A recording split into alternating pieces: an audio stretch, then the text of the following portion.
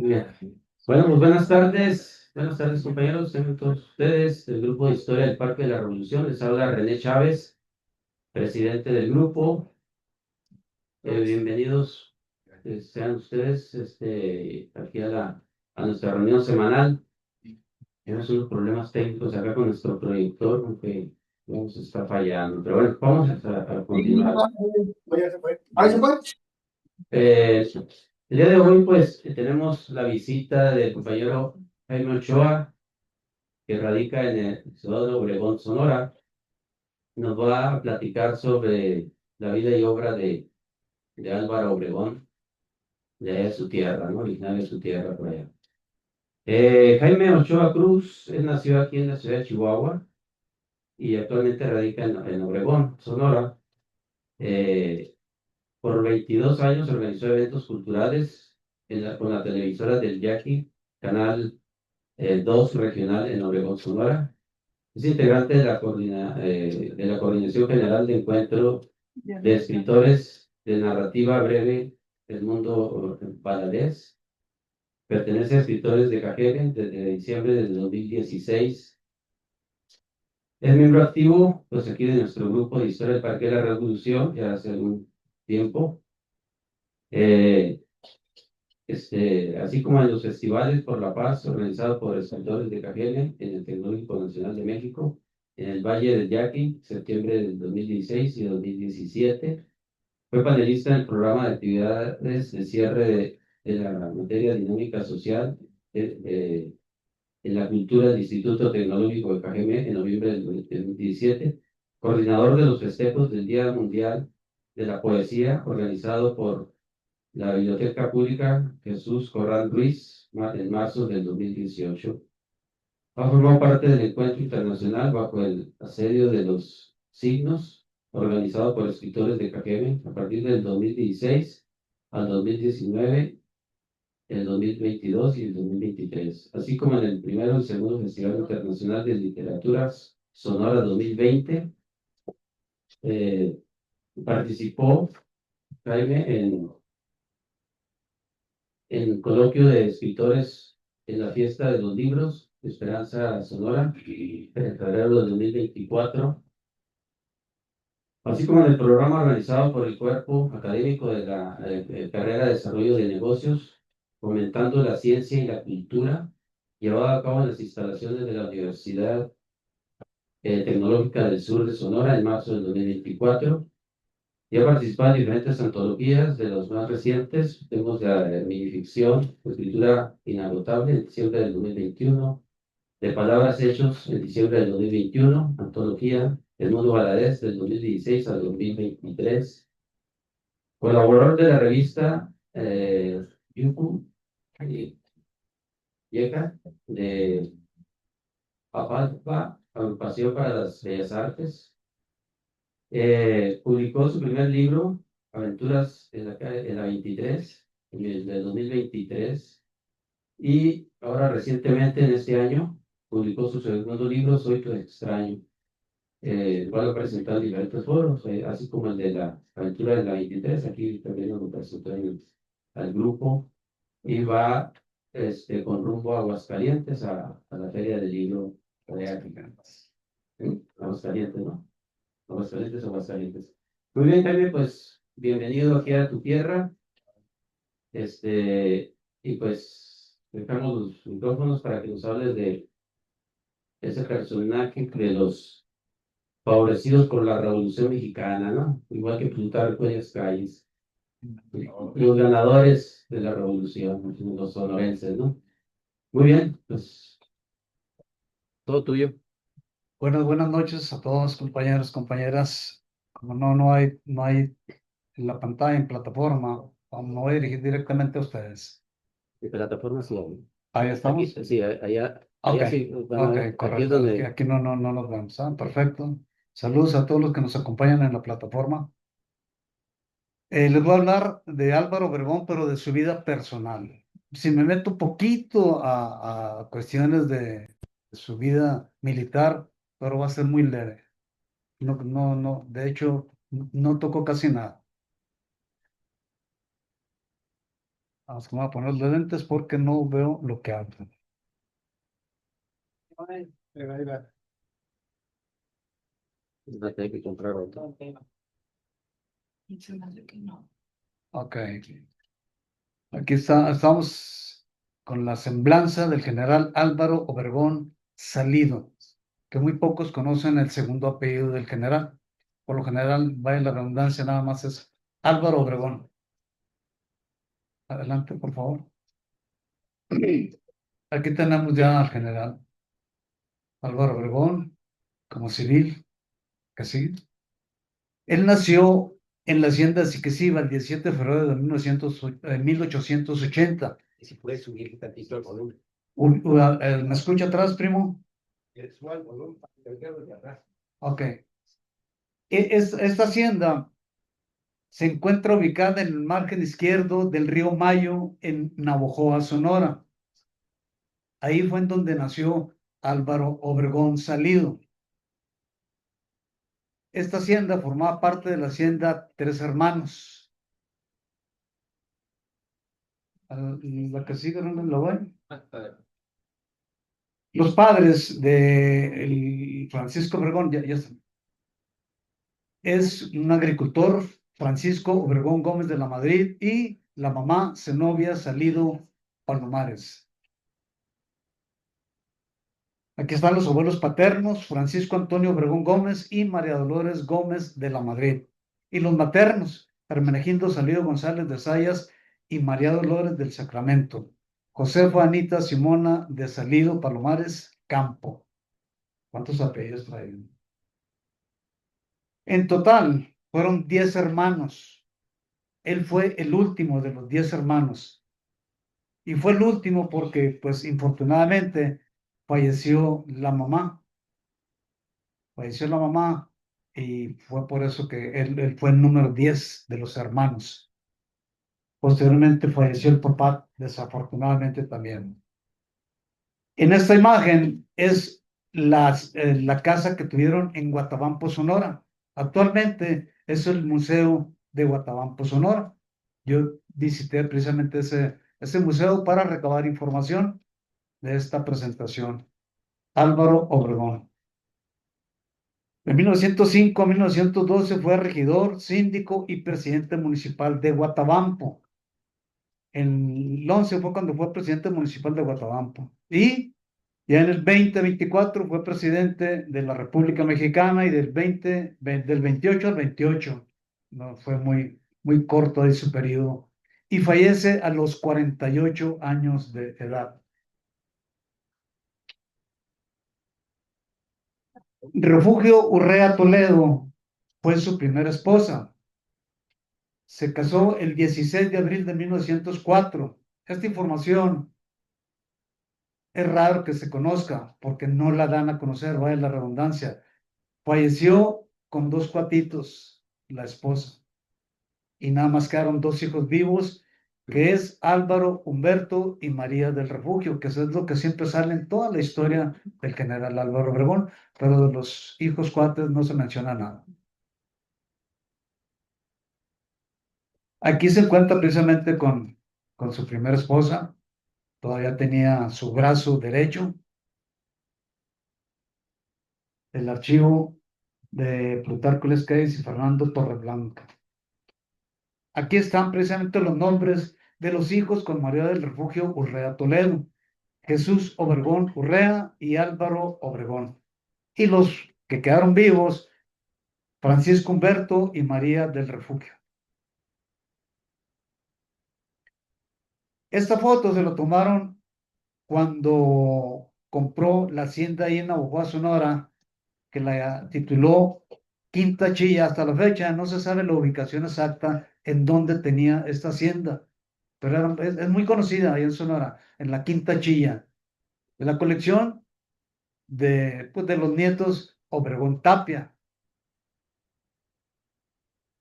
Aquí nada más voy a entrar para ver lo de su brazo, ¿verdad? El 3 de junio de 1915 perdió parte de su brazo derecho.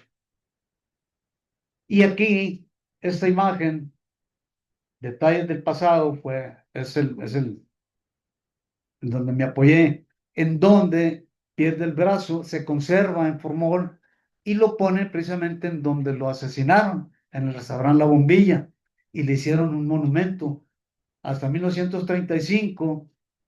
Posteriormente se lo llevaron en los años 90, se lo llevaron a Guatabampo, Sonora, para que descansara con el resto de su cuerpo.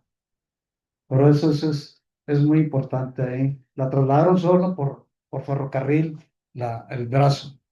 Ella es la segunda esposa de Álvaro Obregón, María Claudia Tapia Monteverde.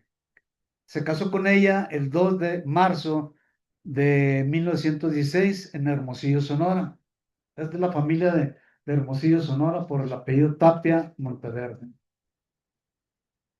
El 2 de marzo de 1916, ella es María Claudia Tapia Monteverde. Esta fotografía, aquí hay cierto, choca una, lo que estamos platicando ahorita de las historias. Alguien dice, ellos precisamente dicen que fue la última fotografía que se tomó en el castillo de Chapultepec, y otros dicen que pues ya, que fue en 1928, entonces ya no estaba en el castillo de Chapultepec. Pero aquí están los hijos, que fueron los 7 hijos de Álvaro Obregón con su segunda esposa. Álvaro Obregón Tapia, Mayo, Francisco, Ariel, Alba, María, Xochitl y Zenobia Obregón Tapia.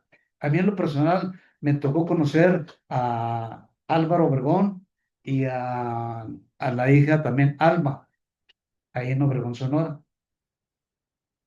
Y a la Ariel también, porque él era pues, es comerciante. Estas armas se encuentran en el Museo Sonora en la Revolución, en Obregón, Sonora. Las pusimos ahí como referencia. Igual, estas armas también. Cuando yo tomé estas fotografías, comenté con René, hice una observación, no estaban protegidas. Llegaba cualquiera y las podía tomar y todo, pero ahorita actualmente ya no.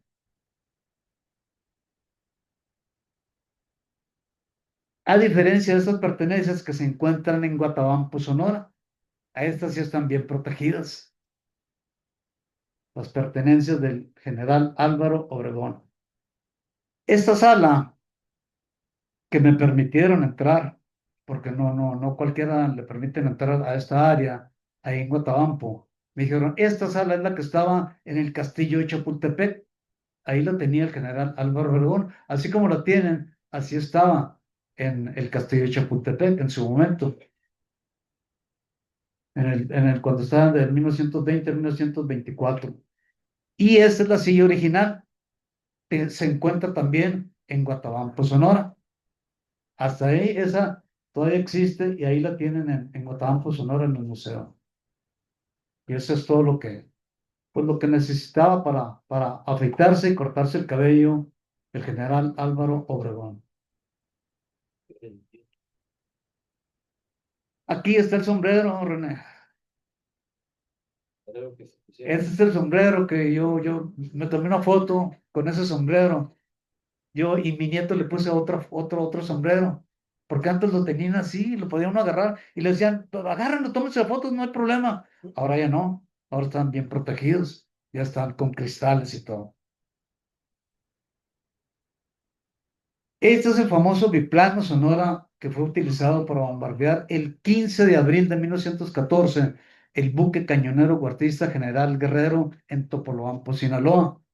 El capitán Gustavo Salinas Carmina recibió la orden de Álvaro Obregón.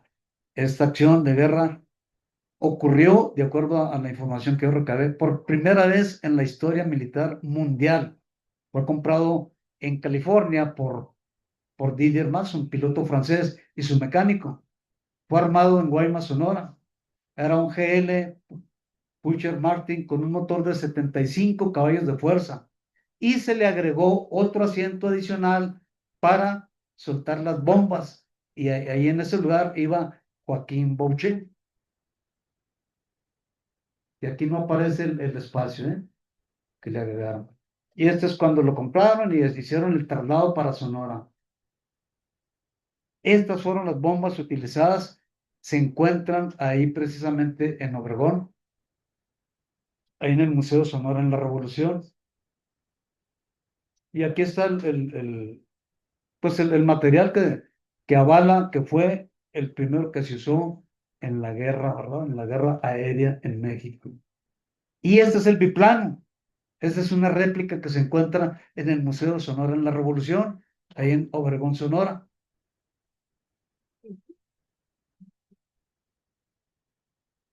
Y este es el libro, 8000 kilómetros de campaña. Este es el original, que se encuentra en Guatabampo, Sonora, ahí en donde fue la casa del general Álvaro Obregón. Este libro, más que un relato de sus campañas, es la transcripción literal de las partes oficiales que rindió él de los combates y batallas librados bajo su mando, insertando en ocasiones las partes que sus comandantes subordinados le transmitieron cuando actuaron descentralizadamente. La fecha de su publicación fue en 1917. Aquí en esta fecha, él ya se encontraba en Navojoa, ya se dedicó, se le acabó su mandato en el 24. Dijo yo ya no quiero nada con la política y se regresó para Sonora y formó la Sociedad del General Álvaro Obregón. Constituida la sociedad Compañía Industrial y de Comunicaciones, cuyo objeto era el establecimiento, mantenimiento, explotación de industrias de todo género, vías de comunicación, obras de irrigación, plantas eléctricas, líneas telefónicas y telegráficas, ferrocarriles de todas clases de tracción y las obras anexas, adquisición de concesiones para el aprovechamiento de aguas y otros elementos naturales y en general llevar a cabo todos y cada uno de los actos considerados como mercantiles. El capital era de 100,000 pesos. Y el general Álvaro Obregón aportó 35,000 pesos en su momento, Ignacio de Giola 20,000, Richardson, que fue de los fuertes ahí en el Valle del Yaqui, 15,000, Tomás de los Robinson Burs, uno de los gobernadores de Sonora, 10,000, Jesús C. Araiza, 3,000, Enrique Carrión, 5,000, E.K. Smoot, 10,000, y el domicilio legal es en Navojoa, pero podían establecer sucursales de agencias en cualquier parte de la República, inclusive en el extranjero. La duración de la sociedad era de 50 años, nada más, 50 años. Esto todavía se encuentra en Obregón, Sonora, en donde está el edificio. Eso todavía está en Obregón. Lo demás sí ya no existe. Pero fue la primera planta eléctrica en Cajeme.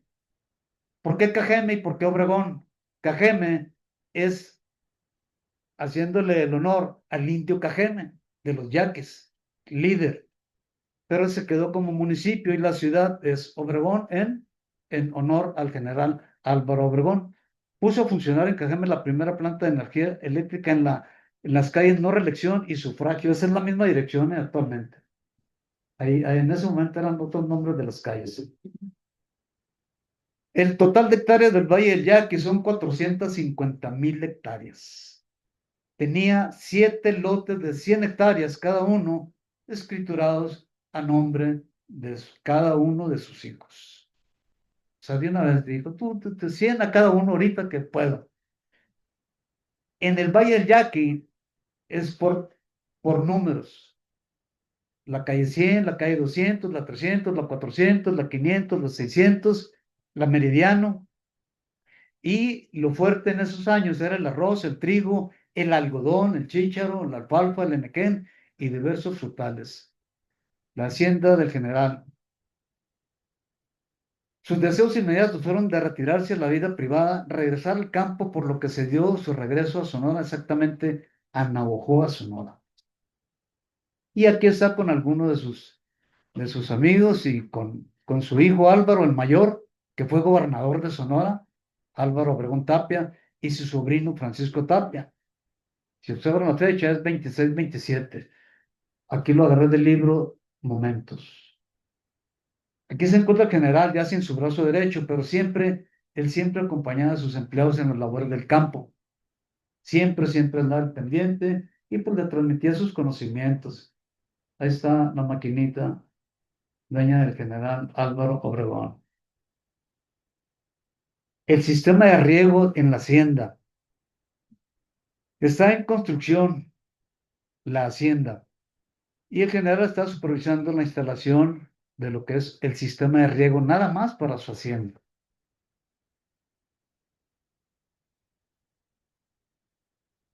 Fue un gran empresario, empacadora del noroeste. Y lo que se aparece en los edificios hasta la fecha existen todavía, pero ya están abandonados, pero todavía existen. Miguel Alemán entre Zaragoza y Nicolás Bravo. Aún se conserva este almacén. Y el nombre de los negocios era Alma, situada en el mero centro productor de legumbres y mariscos más grandes de la República. Están especializados en mariscos de la costa del Golfo de California, en el interior y fuera del país.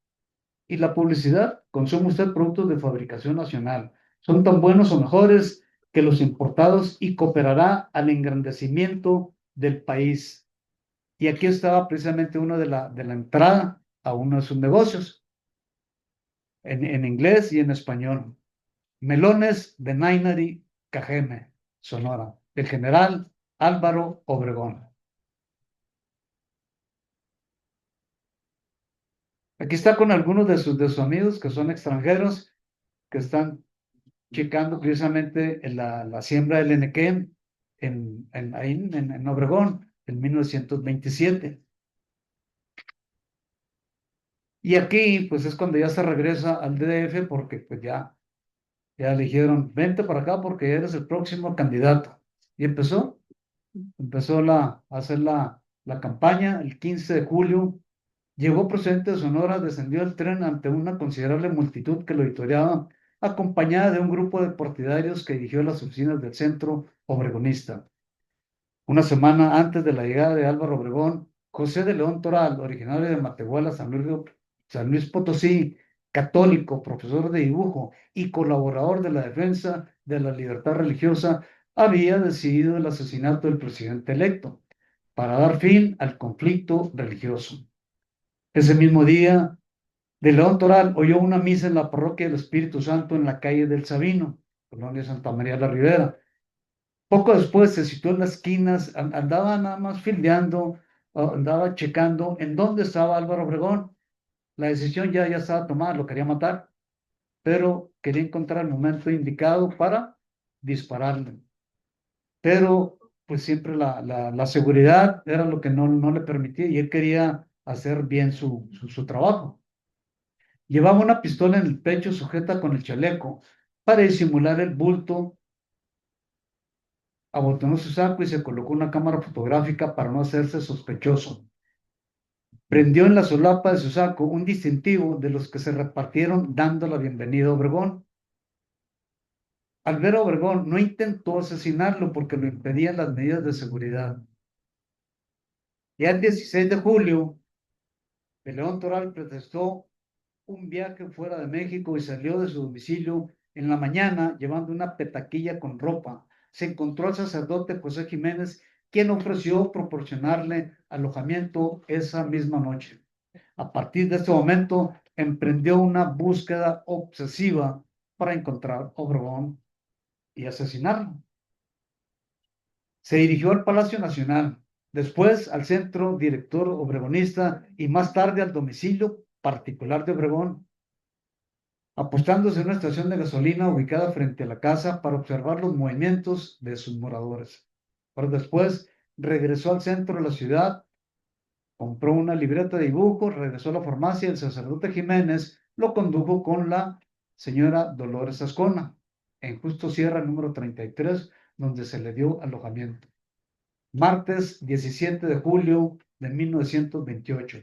Eran las 6:30 de la mañana. Salió de la calle Zaragoza, número 68. En este lugar habitaban varias religiosas, cuya superiora era la monja Conchita Acevedo de la Yata. De León Toral asistió a la misa celebrada en dicha casa, comulgó y salió a la avenida Jalisco, donde vivía el general. Al mediodía vio salir varios automóviles que enfilaron hacia Insurgentes, abordó un taxi, pensando que iban al restaurante Perpidio. En este lugar no estaban los vehículos. Continuó entonces en dirección a San Ángel, a la Bombilla. En el gran kiosco central, en medio del jardín de la finca, se colocaron 4 largas mesas que formaban un cuadrilátero. Fue como está toda la historia, ¿no? Que es una letra U, y en la parte superior, que fue formada por palmas y que ostentaban con blancas margaritas la leyenda homenaje de honor de los guanajatenses a ciudadano Álvaro Obregón. Minutos antes de las 13 horas, Obregón arribó a la bombilla vestido de gris y dando muestras de su habitual buen humor, se sentó a espaldas del gran adorno floral. A su derecha tomó asiento el licenciado Federico Medrano, jefe de la presunta Diputación Guanajuatense, y a su izquierda el licenciado Aarón Sáenz. Detrás del adorno floral estaba la orquesta típica de Esparzoteo, cuyos miembros vestían trajes de charro. En ese momento estaban tocando una canción que le gustaba mucho al general Álvaro Obregón. Esa es la fotografía que se tomó en su momento. Y aquí está precisamente toda la fotografía ya más amplia. Terminó de comer y todavía pidió un plato de mole. La comida se llevó a cabo ahí, pues le gustaban los platillos de ese lugar. A lo lejos, José León Toral, quien había sido dibujante de Excelsior, piensa que para no levantar sospechas y poder acercarse al general, era buena idea dibujar a algunos invitados. Dibuja al director de la orquesta, a Topete y al mismo Obregón. Topete es el único que se le parece sospechoso la presencia de este joven y pregunta por él. Toral se da cuenta y es cuando acude con Topete a enseñarle los dibujos. Voltea a la derecha y es cuando ve la oportunidad. Camina y se para a la izquierda del general por la espalda y le muestra los dibujos. Aquí sí se puede mover, ¿no? Para mover la imagen, por favor. No, no. Sí se puede, no, no,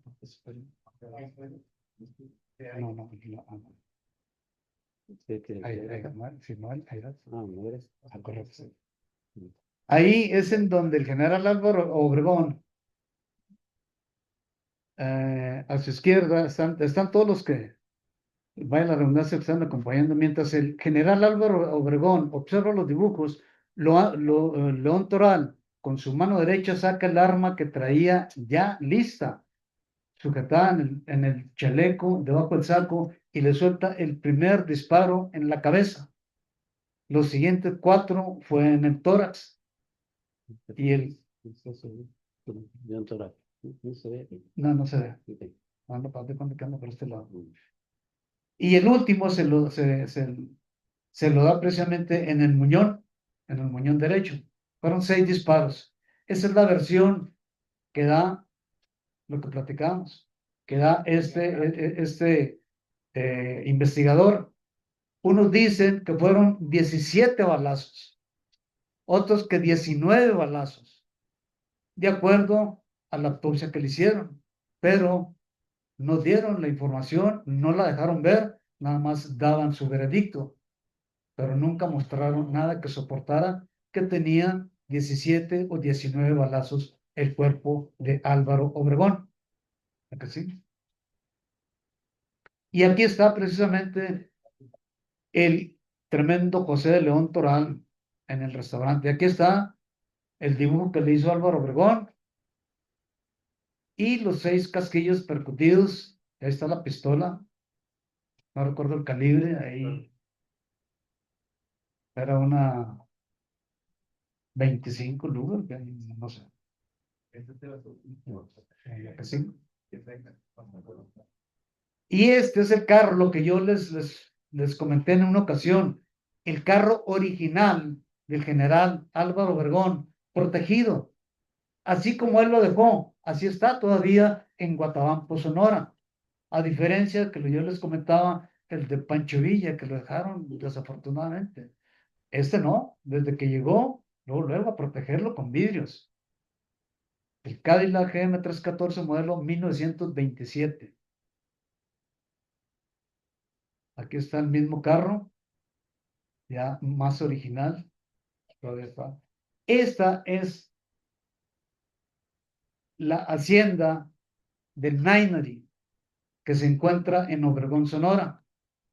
Él no alcanzó a verla terminada porque se terminó hasta 1929 y el 28, pues desafortunadamente fue cuando falleció. Pero cuando aquí está el general, que se alcanzó a tomar fotografías, ahí está todavía, y todavía faltaba más parte de la hacienda del Nainari en Obregón, Sonora, a diferencia de la hacienda de la Quinta Chilla en Navojoa, Sonora.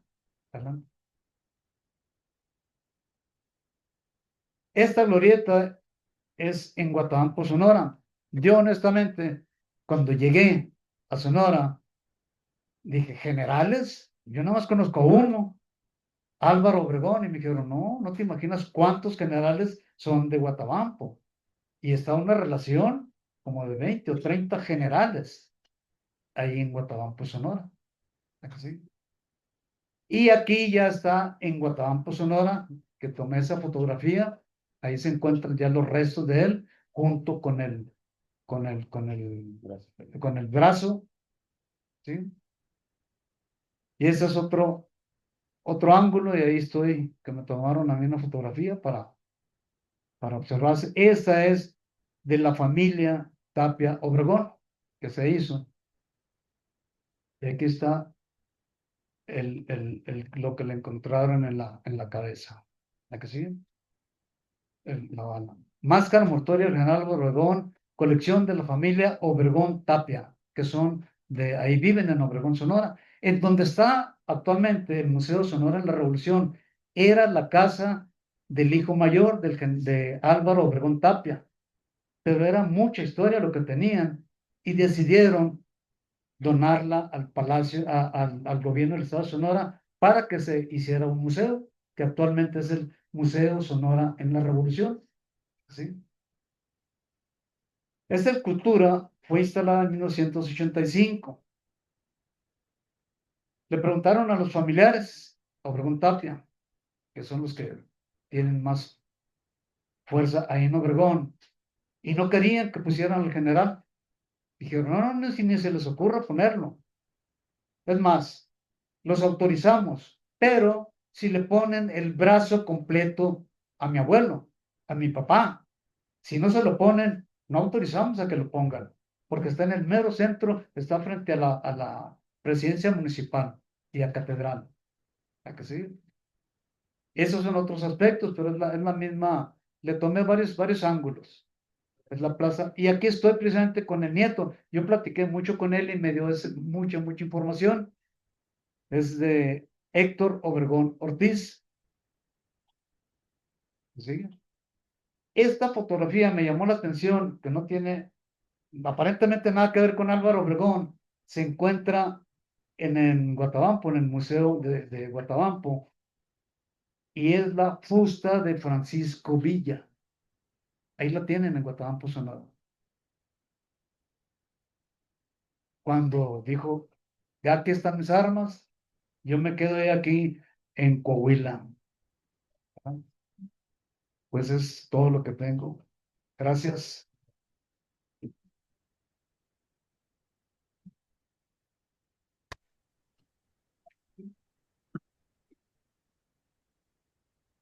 Muy bien, muy bien, pues Sí, se escucha. sí, es muy bien, pues interesante, eso es parte de la vida de Álvaro Obregón, ¿no? Ahí me imagino comentarios, por acá viene Manuel Salcido, yo creo que ahí, Ok, para el por las reflector, dos. Sí, está bien. luego tenemos a Todo igual. Héctor Iván y Ricardo Pérez por ahí en la plataforma. Adelante, Manuel. Bueno, tengo buenas noches. Tengo dos preguntas. Primero, ahorita que decías que habías estado por ahí en alguno de los museos y que querías tomar fotografías, que primero no estaban protegidos y ahora sí. ¿En qué sentido protegidos? ¿Con vidriera o protegidos de derechos? Buena pregunta. ¿Derechos o pedir? Estaban directamente hacia el público y tú llegabas y te decía, póngaselo para tomarles una foto. Lo agarramos, yo y mi nieto, y incluso le mandé la fotografía a René, en donde estábamos yo con el sombrero que aparecía precisamente ya protegido con vidrio. Exactamente. Ya los derechos ahí sí no, porque es lo que hacían precisamente los empleados del Museo de Sonora en la Revolución en Obregón, Sonora. En Guatabampo sí no te dejan tocar, nada te dejan tocar, ni agarrar, nada, nada, ni ponerte menos. Sí, porque la cuestión de Fuera. las fotografías, después de 50 años, puedes utilizarlas sin tener que pagar derecho. La otra, no sé, es pregunta en general.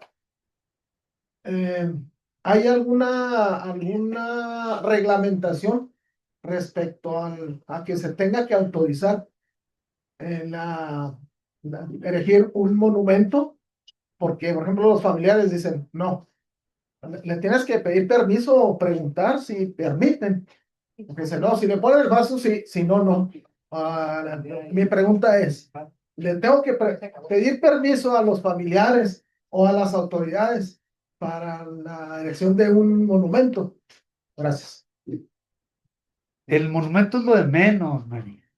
La cosa es la familia, que estamos en Obregón, Sonora, y ellos son hijos y nietos del general Álvaro Obregón, y son los que deciden si lo pones o no lo pones, independientemente que se someta a consideración de cabildo. Someta a consideración de cabildo y cabildo autorizó. Sí, cómo no, pónganla. Ahí sí se somete a consideración de cabildo y del presidente municipal en turno.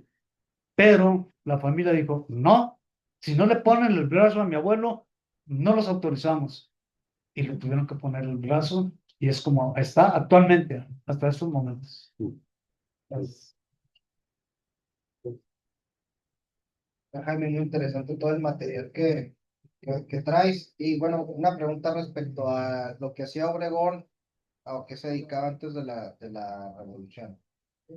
Como sabemos, pues, tanto Francisco Villa, que conocemos bien a qué se dedicaba, como Obregón, pues no eran precisamente militares, ni tenían formación militar, ni participación en el ejército, y pues derrotaron e incluso le pasaron encima a sendos alumnos del heroico colegio militar, de la escuela de aspirantes o incluso militares que tenían experiencia tan atrás como la intervención francesa. Entonces, mi pregunta, yo tengo entendido que Obregón un tiempo incluso fue maestro de escuela. No sé si me estoy confundiendo con la historia de calles que sí fue, pero ¿qué otras actividades tuvo además del comercio? El general Álvaro Obregón hizo sus estudios primarios en Guatabampo. La hermana era la maestra. Terminó sus estudios primarios y se fue a Sinaloa a trabajar en un ingenio ahí en Nabolato. Estuvo cierto tiempo y se regresó otra vez a las labores que su papá le enseñó, a la agricultura. Pero ya lo demás, yo no me metí para nada, ya en cuestiones ya de formación, de, ya, digamos, académica, militar, y no entré para nada. Lo que sí sé que formó el colegio militar, ¿no? Tenemos en la plataforma a Ricardo. ¿Ves? Adelante, Ricardo. Sí, gracias. Felicidades, Jaime. Me gustó mucho tu exposición. Un comentario interesante, a ver si mi recuerdo de la lengua caíta funciona. Nainari es piojo, ¿no? En lengua yaqui, ¿no? Si mal no recuerdo, significa piojo, entonces melones del piojo es hoy día algo rarísimo, verdaderamente, ¿no? O sea, sería muy interesante tener un comercial de él así.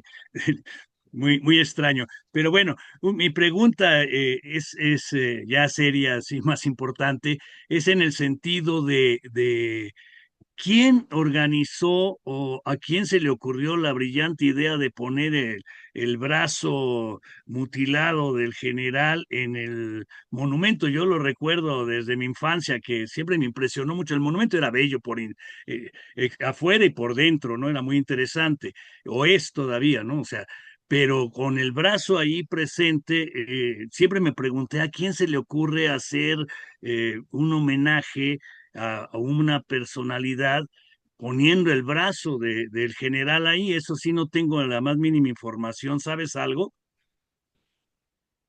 La pregunta de Nainari, si es Piojo, eso significa Nainari es Piojo. Vamos a la Nainari, vamos a la avenida del Sí, sí. Piojo. Y con respecto a lo del brazo, desconozco honestamente.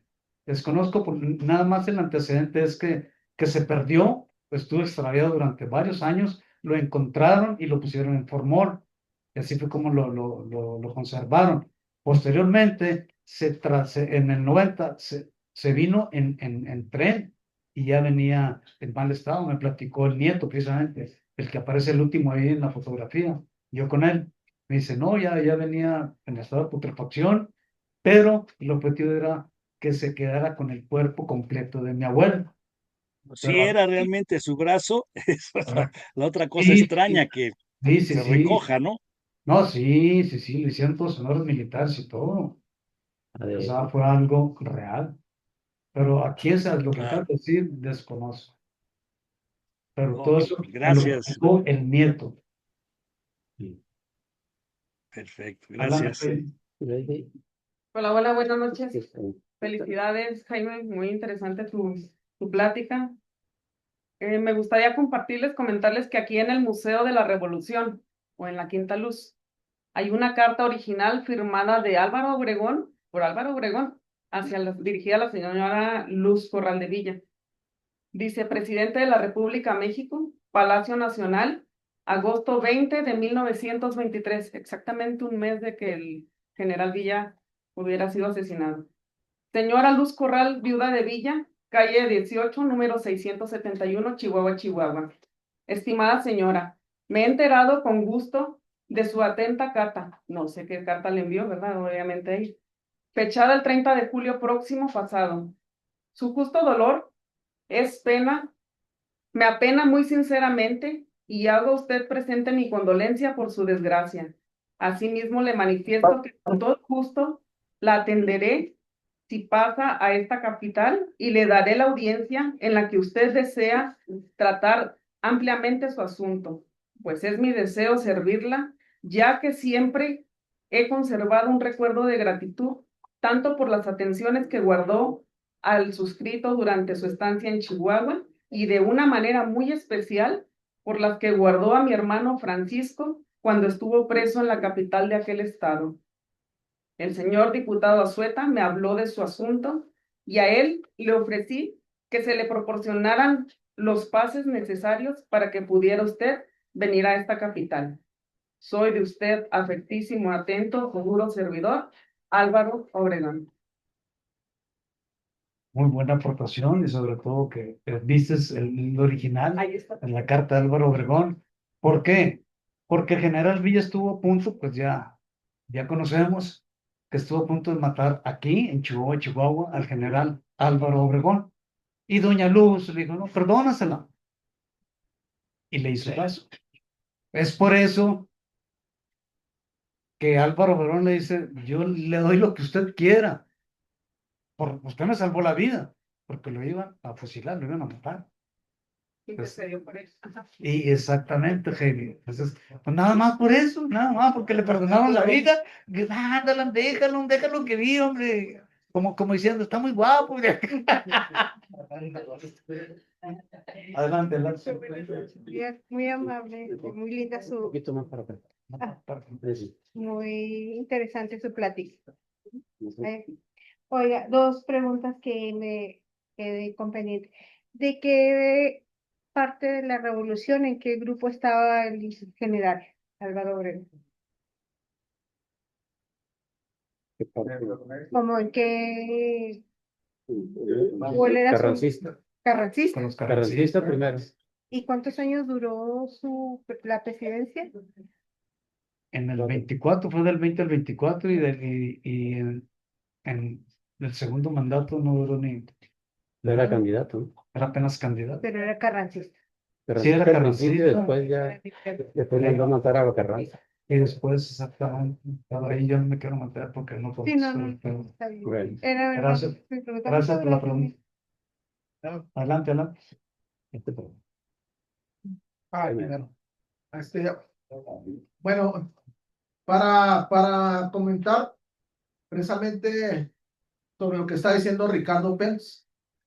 A ver, Ricardo, ¿no será que en el caso de la familia Obregón ahí en Sonora, era una familia tan poderosa, es como en Chihuahua los Terrazas? Bueno, según recuerdo, a ver los estudiosos de Santana. Santana, cuando pierde su pierna, la sepultan, hacen los honores. Lógicamente, Santana era muy poderoso en esa época en México.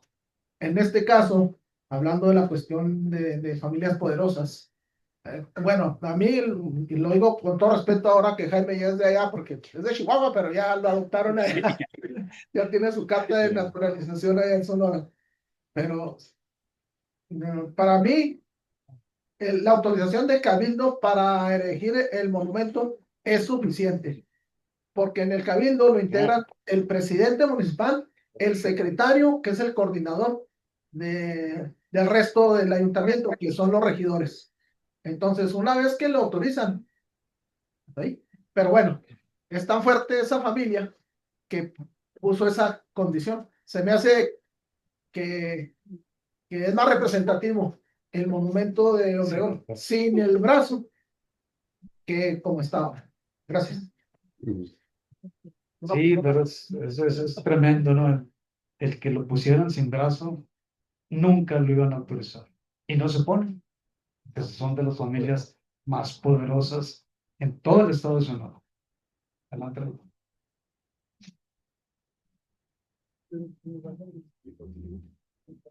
Muy bien, muy bien.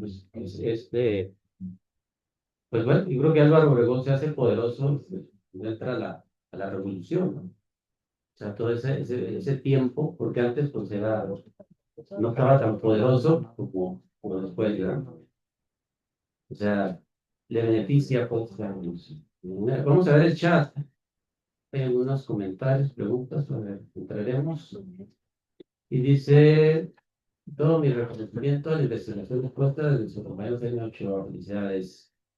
Debe ser Heidi Segovia. Héctor Chacón dice, Jaime, muchas gracias por tu excelente e interesante investigación y compartirla con el grupo. Ana María Ruiz Figueroa dice, hola, buenas noches, muy interesante su presentación. Jaime, saludos desde Ciudad Obregón, Sonora. El tema de los portadores de historia de México siempre será interesante y más cuando es parte de la familia. Muy bien llevado, Jaime. Felicidades por su compilación informativa. Saludos. De nuevo debe ser la carta donde Doña Luz lo buscó para los temas de la herencia y el tema de su acta de matrimonio. Sí, dice Jaime. Irma Ortiz. Buenas noches, Jaime. Muy interesante y amena la plática. De nuevo me dice, Jaime, felicidades, muchos datos personales de Obregón que aprendimos hoy. Gracias. Bueno, vamos a comentar en el chat. Bien, Jaime, pues felicidades nuevamente, un aplauso y esperamos para ti. ¡Bravo!